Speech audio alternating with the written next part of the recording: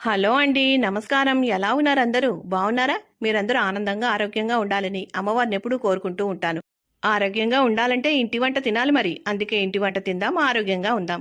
ఈరోజు ఈ వీడియోలో బ్రేక్ఫాస్ట్లోకి ఎలాంటి పప్పులు నానబెట్టకుండా దూది లాంటి దోశలు ఎలా చేసుకోవాలో చూపిస్తాను.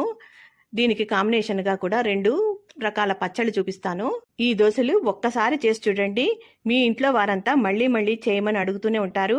మరి ఈ దూది లాంటి దోశల్ని ఎలా చేసుకోవాలో, ఎంతో టేస్టీగా ఉండే పచ్చళ్ళు ఎలా చేయాలో ఈ వీడియోలో చూసేయండి.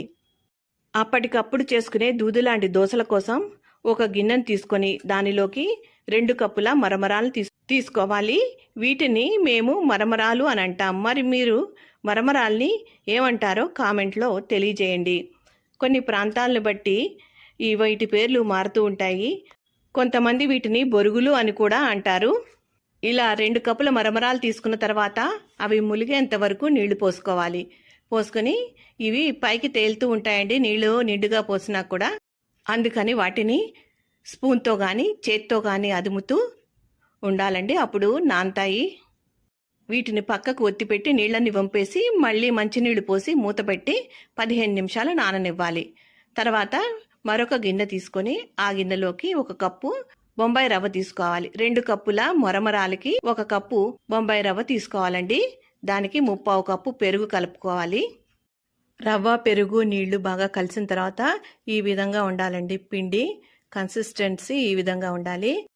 పెరుగు కొద్దిగా పుల్లగా ఉండాలి. పుల్లగా లేకపోతే 1 చెక్క నిమ్మకాయని పిండుకోండి. మరమరాలు ఏ కొలతతో తీసుకున్నామో అదే కొలతతో మనము బొంబాయి రవ్వ తీసుకోవాలి. 2 కప్పుల మరమరాలకి 1 కప్పు బొంబాయి రవ్వ తీసుకుని 3/4 కప్పు పెరుగు వేసుకోవాలి. అలాగే 3/4 కప్పు నీళ్లు పోసుకోవాలండి. బాగా కలిపి మూత పెట్టి 15 నిమిషాల దాకా నాననివ్వాలి.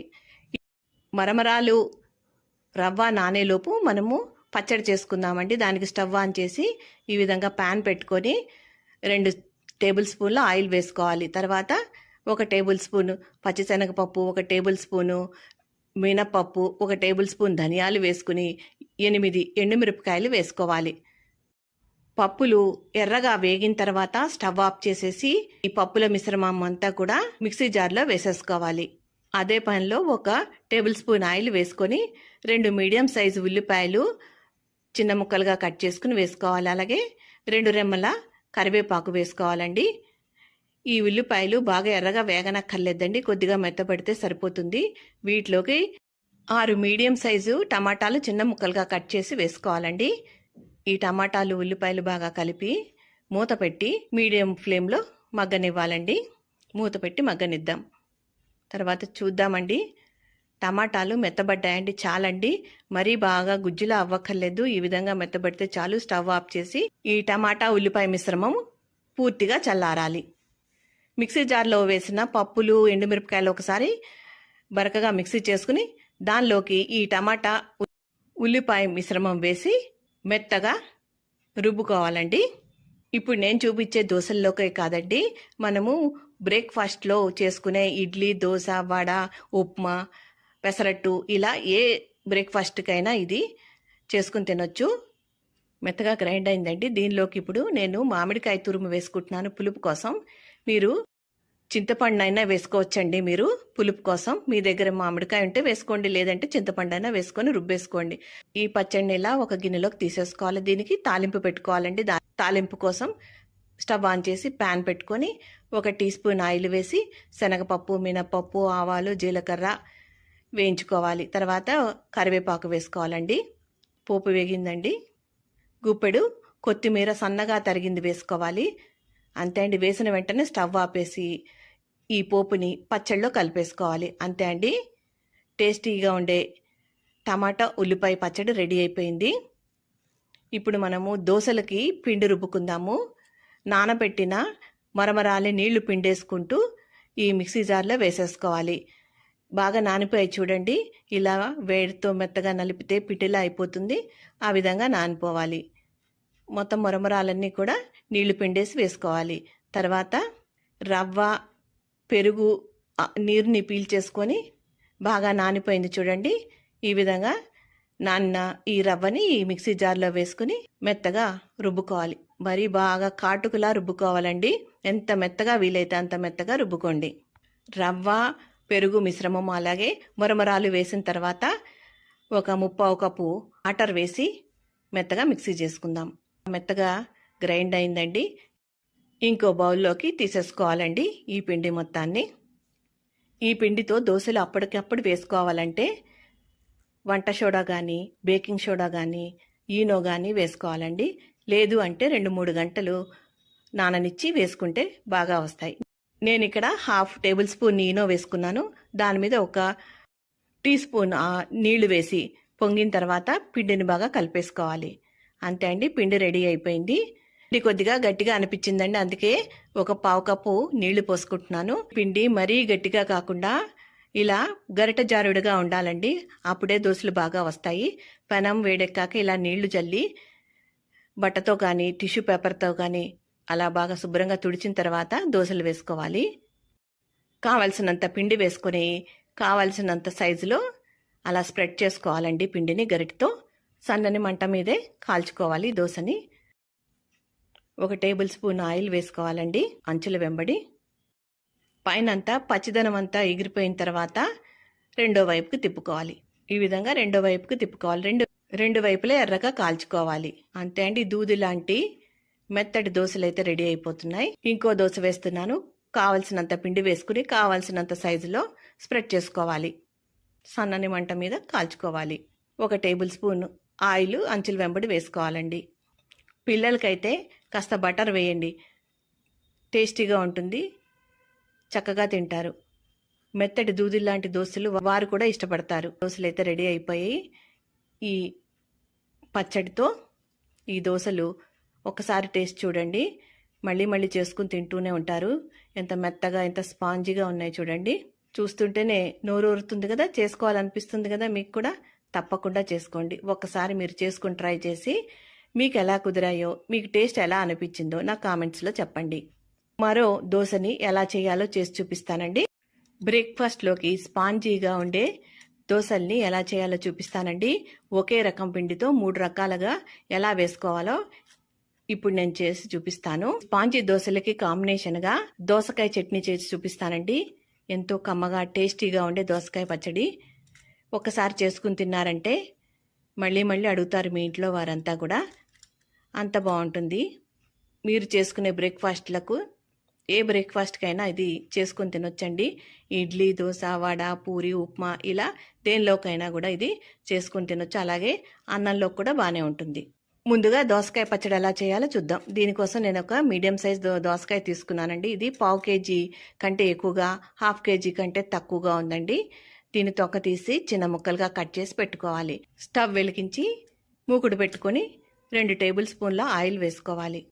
నూనె కాగాక 2 టేబుల్ స్పూన్ల మినప్పప్పు వేసుకోవాలండి. తర్వాత ఒక 1/2 స్పూను ఆవాలు, 1/2 స్పూన్ జీలకర్ర వేసి వేపుకోవాలి. తర్వాత 1 టేబుల్ స్పూన్ ధనియాలు వేసుకోవాలి. 3 టేబుల్ స్పూన్ల నువ్వులు వేసుకోవాలి. తర్వాత 5-6 ఎండుమిరపకాయలు వేసుకోవాలంటే ఎండుమిరపకాయలు ఇలా చిన్న ముక్కలుగా వేసుకోవాలి. అలా వేస్తే లోపలున్న గింజలు బాగా వేగుతాయి.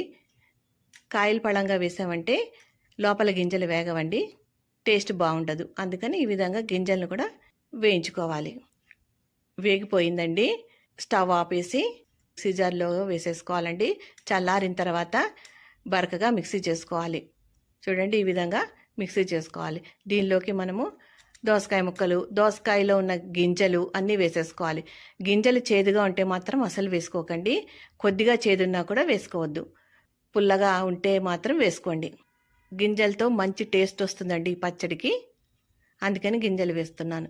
ముక్కలు కూడా వేసేసుకోవాలి. 1/2 టేబుల్ స్పూన్ పసుపు వేసుకోవాలి.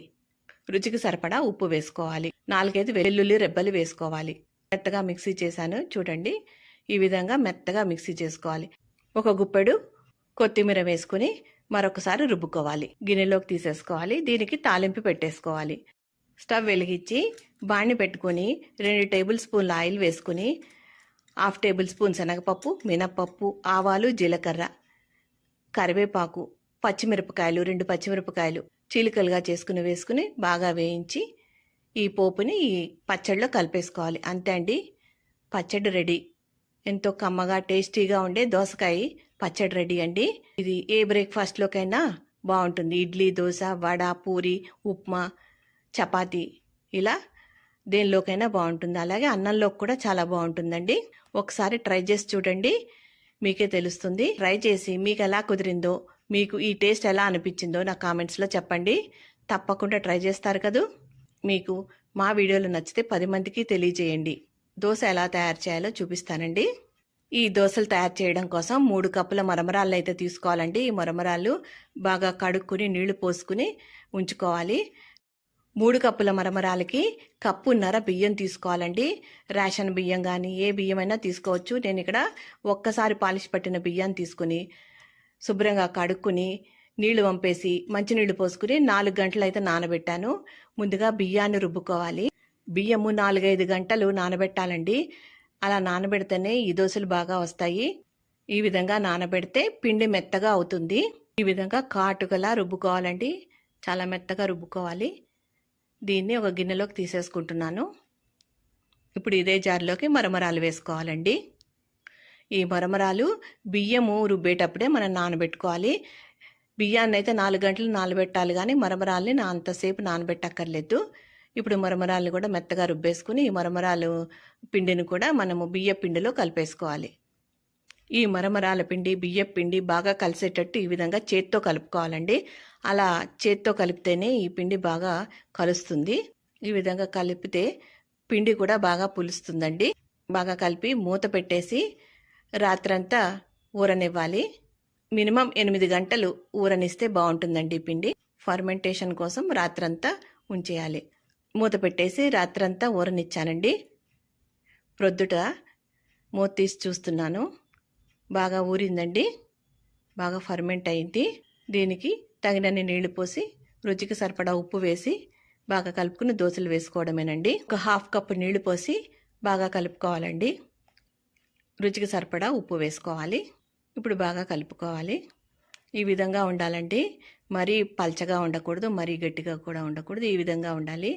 స్టవ్ వెలిగించి ప్యానం పెట్టుకుని ప్యానం వేడెక్కాక ఈ విధంగా నీళ్లు చల్లుకుని టిష్యూ పేపర్తో కానీ క్లాత్తో కానీ తుడిచేసుకోవాలి.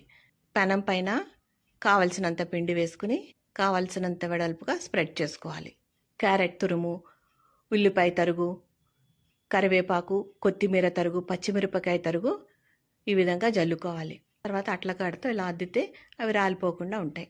1 టేబుల్ స్పూన్ ఆయిల్ వేయాలి అంచుల వెంబడి. మూత పెట్టి 1 నిమిషం పాటు కాలనివ్వాలి. కాలిందండి. రెండో పక్క కాల్చుకుందాం. రెండో పక్క కూడా కాల్చుకోవాలండి. ఈ విధంగా మరొక దోశ వేస్తున్నాను. ఈ విధంగా నీళ్లు చల్లుకుని టిష్యూ పేపర్తో తుడిచేసుకోవాలి.